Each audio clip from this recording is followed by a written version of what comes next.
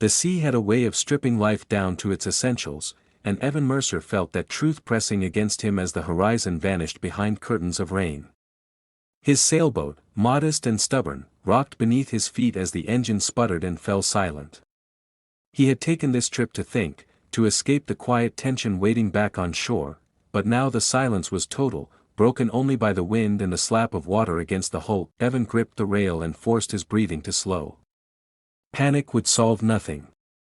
He checked the radio again, though he already knew it wouldn't answer him. Somewhere inland, Michael Reed was probably finishing dinner, unaware that Evan was drifting farther from certainty than he had intended. The thought carried an ache sharper than fear. Their relationship had become a series of polite pauses, conversations that circled truth without landing on it. Evan had come out here hoping distance might clarify what closeness no longer could. The storm worsened without drama, just persistence. Rain soaked his jacket, and the sky dimmed to a bruised gray. When the boat lurched hard to port, Evan lost his footing and slammed into the bench, breath knocked from his lungs. He stayed there longer than necessary, listening to his own heartbeat, wondering how easy it would be to let the sea decide things for him. The idea frightened him enough to push himself upright. Hours seemed to pass without shape. Then, through the rain, a light cut across the water. Evan blinked, convinced exhaustion had started to play tricks on him. The light appeared again, steadier this time, followed by the low hum of an engine. Relief rushed through him so fast it left him dizzy. The larger boat drew close, skillful even in the rough water. Two figures moved with practiced ease. One of them called out, his voice calm and sure, telling Evan to stay where he was. Evan nodded, unable to form words, as a rope was tossed and secured.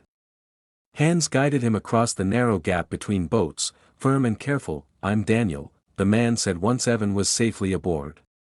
He was tall, his hair dark and wet, eyes focused but kind. "You're safe now." The other man stood a little back, watching. He introduced himself as Lucas Hale, his voice quieter, his gaze assessing Evan with an intensity that felt neither suspicious nor unkind.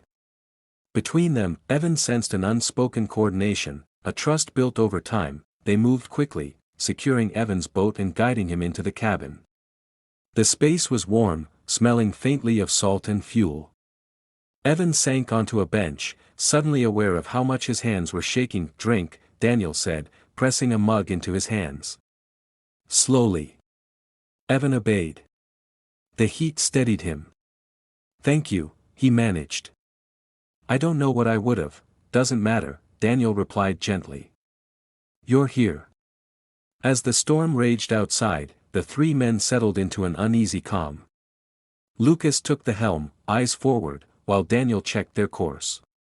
Evan watched them, struck by the contrast between their movements and his own inner chaos. These men belonged to the sea in a way he never had. Conversation came in fragments.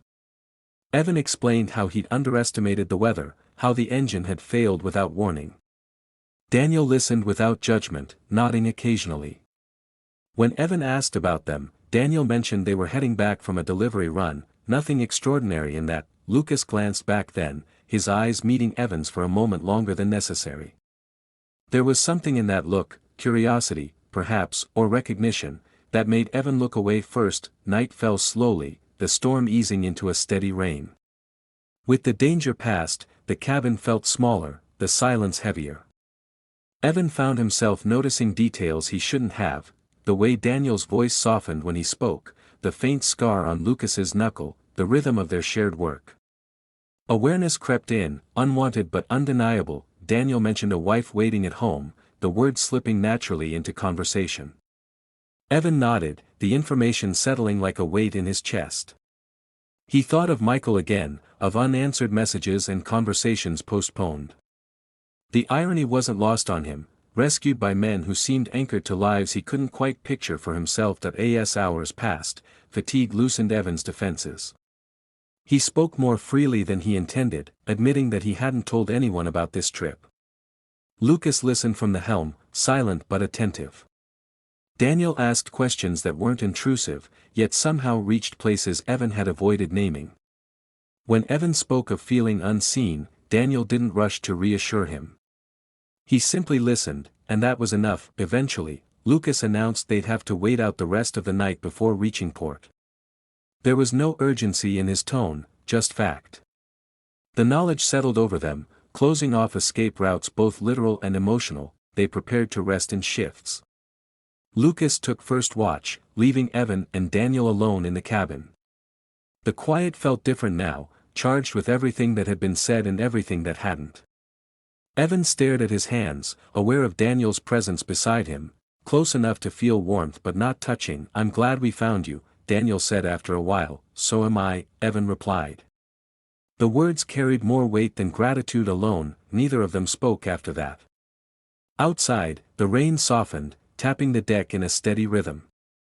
Evan lay back against the bench, eyes open, thoughts circling. He knew nothing had happened, yet something had shifted all the same. The night stretched ahead of them, full of possibility and restraint, and Evan understood with a clarity that unsettled him that by morning, he would not be the same man who had sailed out alone. Evan Mercer woke before dawn, the cabin still wrapped in darkness and the low, steady thrum of the engine. For a moment, he didn't know where he was, only that his chest felt tight, as if he had been holding his breath all night. Then memory returned in fragments: the storm, the rescue, Daniel Cross's calm voice, Lucas Hale's watchful silence. Evan sat up slowly, careful not to disturb the fragile stillness. Daniel was already awake, seated across from him with a mug of coffee cradled in both hands. His expression was thoughtful, distant, as though sleep had brought no rest. When he noticed Evan stir, he offered a faint smile that didn't quite reach his eyes. "Couldn't sleep either?" Daniel asked. Evan shook his head. "Too much time to think." Daniel exhaled, a quiet sound that felt like agreement. Outside, the sea had changed moods, its surface smoother now, reflecting the first hints of gray in the sky. The danger was past, but the closeness of the night lingered, pressing questions neither of them had asked. They spoke softly, voices shaped by the early hour. Evan found himself admitting things he rarely said aloud, that he felt like a guest in his own life, that his relationship with Michael Reed had grown careful and brittle. He chose his words with restraint, not wanting to betray more than he already had. Daniel listened, eyes steady, hands still wrapped around the mug as if it anchored him. "My wife thinks I'm solid," Daniel said after a pause. "Reliable. I don't think she'd recognize the man sitting here right now." The confession landed between them, heavy but controlled. Evan didn't respond immediately. He understood the danger in sympathy, how easily understanding could slide into something else. He shifted slightly, increasing the distance between them, even as the cabin seemed to shrink. "I didn't plan for this," Evan said finally. "Any of it." "Neither did I," Daniel replied. His voice carried no self-pity, only fact. Footsteps sounded above them, and Lucas descended into the cabin, breaking the moment cleanly. He took in the scene with a glance, two men awake too early, tension thick in the air, and said nothing about it. Instead, he checked the instruments and announced they'd reach port within a few hours. "Good weather from here," Lucas added, his tone neutral. Evan nodded, grateful and unsettled at once. The approaching end of the journey felt like a relief and a loss. He moved to help where he could, keeping his hands busy, his mind focused on practical tasks. Lucas worked beside him, efficient and quiet. "You okay?" Lucas asked at one point, his voice low enough that Daniel couldn't hear. Evan hesitated, then answered honestly. "I think so." Lucas studied him for a moment longer, then gave a small nod. "Storms have a way of stirring things up," he said. "Doesn't mean you have to let them decide where you land." The words stayed with Evan, simple but precise. He realized Lucas had seen more than he'd said, and the lack of judgment in that awareness felt like a gift. As daylight strengthened, the shoreline emerged on the horizon. Evan felt a strange heaviness settle in his chest. Nothing tangible had happened, yet everything felt altered. He replayed the night in his mind, cataloging moments of restraint alongside moments of longing. The realization that he could be changed without crossing a visible line unsettled him more than any reckless choice might have. When they docked, the world rushed back in, voices, movement, the smell of land.